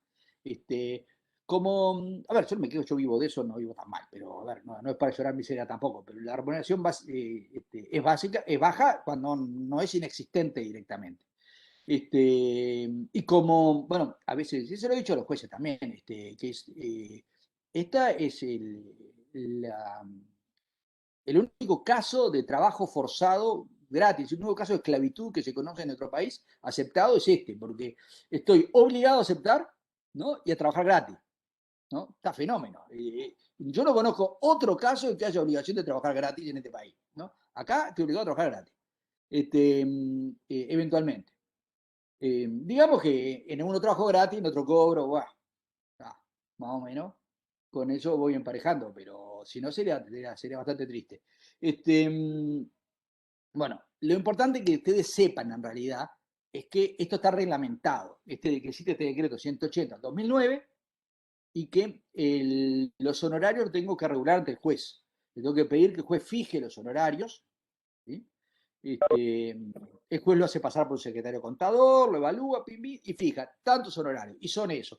Además, se establece, sí, que eso fue capaz que era poca cosa buena que vino para nosotros con esto, es que se permite un cobro adelantado del 50% en cuotas, si es que el decreto dice, si hay fondos disponibles sin afectar la marcha del establecimiento. Como se imaginarán, eso no ocurre nunca, ¿no? Nunca hay fondos disponibles y menos que si usted se los usa para cobrarse, no afecte la marcha del establecimiento. Eso no existe jamás de los jamás, ¿no? Por eso está concursado. Pero igual, a veces, sí, a veces esto funciona de alguna manera. La previsión por lo menos es bien intencionada. Hay un capítulo sobre responsabilidad.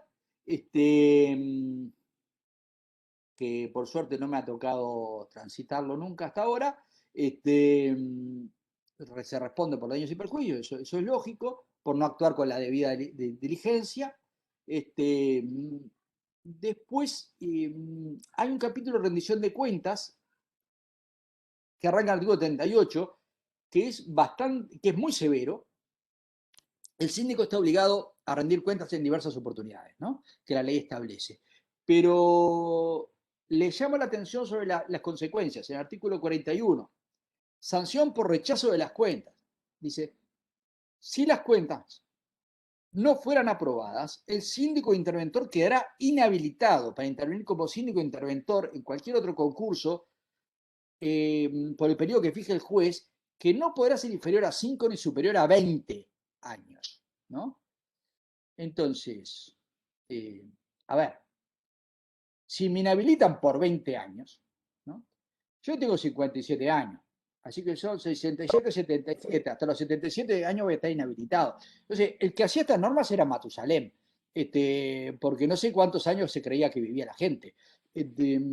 Para que diga por 20 años, diga que para siempre ya está. Después a los 77 no me voy a poner a hacer así de vuelta. Encima defenestrado porque fui inhabilitado. Y sinceramente, 5 años también es una sanción. Así que hasta los 62 no puedo empezar a ser síndico de vuelta, ¿no? Digamos que la sanción es de extrema dureza en la ley. Bueno, después siendo algo más material, que me es importante por lo menos referirlo. Pero que siempre he estado hablando de síndico interventor. En el primer decreto, es decir, en la primera sentencia, en la sentencia que declara el concurso, el juez tiene que resolver si designa un síndico o designa un interventor, o mejor todavía. Mira así. Tiene que determinar el juez si la masa activa es suficiente o no para pagar el pasivo, ¿no? Cosa que se le hace, el juez tiene al lado de su despacho, el juez concursal, tienen secretarios contadores, ¿sí? Hay 2 secretarios contadores que son los que van a dictaminar esto, que lo tienen que hacer en muy breve plazo. Creo que no me acuerdo, son 24, 48 horas, el juez tiene que decretar. Entonces, en ese plazo, lo que hace en realidad el secretario contador es mirar formalmente el balance presentado, el inventario presentado la declaración de acreedores presentado por el propio deudor, si es que es un concurso voluntario, ¿no? Mira eso y dice, bueno, a ver si es más el activo que el pasivo, así que, bueno, estaría en condiciones, le hace un informe al secretario contador, está en condiciones usted, señor juez, de designar un interventor, ¿no? Y si es mayor que el pasivo, que el activo, tiene que designar un síndico. A esto se le añade que si el concurso es necesario, siempre va a designar un síndico. De vuelta. Concurso puede ser voluntario o necesario. Voluntario si lo pide el propio deudor, síndico necesario si lo pide cualquier otro. Bueno, si el concurso es necesario, siempre se designa un síndico. Si el concurso es voluntario, hay que mirar qué es mayor el activo o el pasivo. Si es mayor el activo que el pasivo, se designa un interventor. Si es mayor el pasivo que el activo, se designa un síndico. ¿Fue claro? ¿Sí? Bueno, y luego, en el fondo, ¿qué significa esto? Que si el concurso es necesario o si la masa pasiva es mayor que la masa activa, así, ab inicio, ¿no? A la primera mirada, porque eso después estará por verse.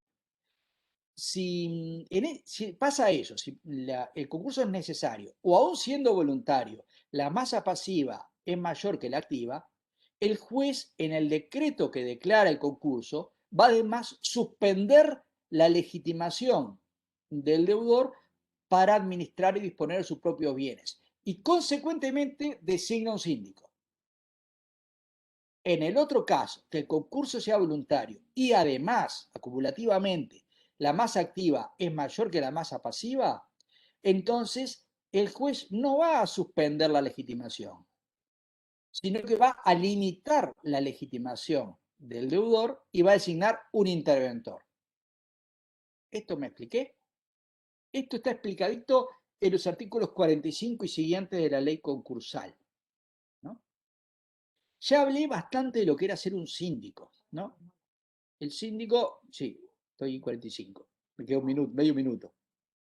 Que usted me ha interrumpido, así que me genera un minuto más. En el caso del... No, voy a ser muy breve para redondear esto. En el caso del síndico ya les expliqué que se sustituía, ¿no? Ojo, no es que represente, el síndico solo representa en casos excepcionalísimos que establece la ley por ahí para representación de acreedores o del deudor, pero normalmente el síndico sustituye procesalmente, que es otra cosa, no es lo mismo que la representación, sustituye procesalmente al síndico y después cuando actúa administrando o disponiendo de los bienes que integran la masa activa, no lo hace en representación del deudor, lo hace por derecho propio, lo hace porque la ley le atribuye al síndico la facultad de administrar o disponer. ¿Se entiende eso? ¿Sí? El síndico no representa. Me vivo peleando con los bancos y escribanos para que todo el tiempo me ponen que el síndico es representación de la concursada. No, yo no represento a la concursada. Yo estoy disponiendo porque la ley me da derecho a disponer de activos que son ajenos. Los activos son de un tercero, en definitiva. No son míos, pero puedo disponer. ¿Por qué? Porque la ley me lo establece. Puedo hacerlo. Pero no lo hago en representación del deudor. No soy un representante del deudor. Ahora, si designa un administrador, van a ver que en el numeral segundo del artículo 45, esto es bastante importante, dice, al final del numeral segundo, dice que se designará un interventor que coadministrará los bienes conjuntamente con el deudor. Miren que dice coadministrará. Y en todas las sentencias que declara el concurso y se designa un interventor, se dice sistemáticamente que se lo designa a los efectos de coadministrar. Bueno, esto es una expresión extremadamente infeliz de la ley. El interventor no coadministra nada, ¿no? Bueno, está dicho por ley, ¿no? Así que, ¿cómo discutir esto? Bueno, lo discuto por lo siguiente, porque si ustedes van al artículo 47, que es el que dice concretamente qué es lo que hace el interventor, ¿no? Verán que dice el numeral 1, el deudor requerirá de autorización del interventor para contraer, modificar o extinguir obligaciones, o para cualquier acto jurídico relativo a bienes de la masa activa. Así que autorizo, yo interventor autorizo. ¿Qué quiere decir? Tiene que pedir permiso antes de hacerlo, o por lo menos concomitantemente con el acto, tengo que comparecer autorizando a que se realice. Ojo, dice luego, se exceptúan, dice el segundo, las operaciones ordinarias del giro, ¿no? Ojo, entonces quiere decir que el empresario sigue realizando todas las operaciones del giro sin preguntarme nada, ¿sí? Porque para eso no requiere autorización. Está clarísimo, se exceptúan, y esto son la mayoría de las operaciones. Vean que después ponen excepciones. Dice, no se consideran operaciones de horario de giro los actos relativos a bienes de uso registrables. Esto es, si va a vender un camión, un auto, una casa, me tiene que preguntar, me tiene que pedir autorización, pero no para lo que hace todos los días. Y entonces, porque, ¿qué pasa? Todos los demás actos, todos esos actos que puede realizar, están sometidos, según lo que dice el numeral 2, dice, serán realizados por el deudor, bajo el control del interventor. Entonces, que es a donde quiero llegar antes de terminar, la función real del interventor es o autorizar determinados actos, ¿sí? O bien controlar las operaciones ordinarias del giro. En ningún caso coadministrar, porque coadministrar supondría que tomará las decisiones conjuntamente, ¿sí? Pero cuando en definitiva en artículo 47 le está explicando qué quiso decir con coadministrar y no quiso decir lo que comúnmente se entiende por coadministrar. Es decir, no administramos el deudor y yo, ¿no? El deudor y el interventor. No. Administra el propio deudor, ¿no? Y lo que tiene es que rendirme cuenta, que explicarme qué hizo, y yo tengo que controlarlo, supervisar qué fue lo que hizo, ¿no? Y en algunos casos me va a tener que pedir autorización para hacer algunas cosas, ¿sí? pero no es propiamente una coadministración. Infelizmente la ley usa ese término que nos causa a los interventores muchísimos problemas. Por ejemplo, los bancos nos exigen que para seguir operando con las cuentas bancarias, todos los cheques se libren a 2 firmas, lo cual no tiene sentido ninguno, ¿no? Porque hoy el comerciante sigue librando cheques para hacer todo lo que hace en su vida normal, o hace transferencias, porque paga los salarios por transferencias. Bueno, pues resulta que yo también tengo que autorizar la transferencia, si no, no le permiten la transferencia. Y los bancos dicen, bueno, lo que pasa es que la ley dice y la sentencia dice que coadministrará, así que usted tiene que administrar junto con. Y vaya usted a convencer a los bancos que no es así. Pero bueno, lo importante para mí es que ustedes tengan claro, para cerrar, el síndico desplaza al deudor y es queda encargado de la administración y disposición de todos los bienes, queda encargado de la marcha, de continuar con la marcha en la medida que sea posible. En la medida que sea posible, ojo, si ve que sea posible, tiene que pedir el cese, el cierre, ¿sí? Porque no es que siga porque siga.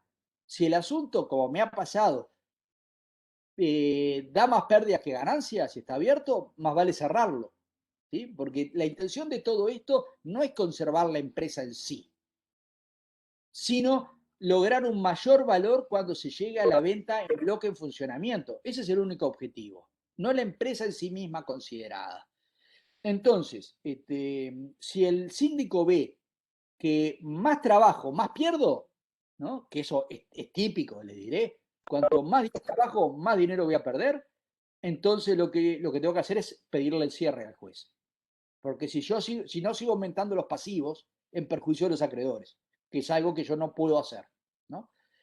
Ahora, si es interventor, si designan un interventor, lo que tiene que tener claro es que a pesar de que la ley dice coadministrará, lo que va a hacer el interventor es autorizar o controlar determinados actos, según los actos. Y qué actos una cosa y qué actos otro, se lo dice el 47. Sí, señores, bueno, ahora sí doy por terminado. Fue un placer darles clase. Tal vez Virginia me dé otra oportunidad en algún momento. Y si no, que les vaya muy bien. Fue un gusto conocerlos. Buena suerte, muchachos. Hasta luego. Un gusto, Daniela. Igualmente. Pase muy bien. Hasta pronto. Gracias, chao. Nos vemos.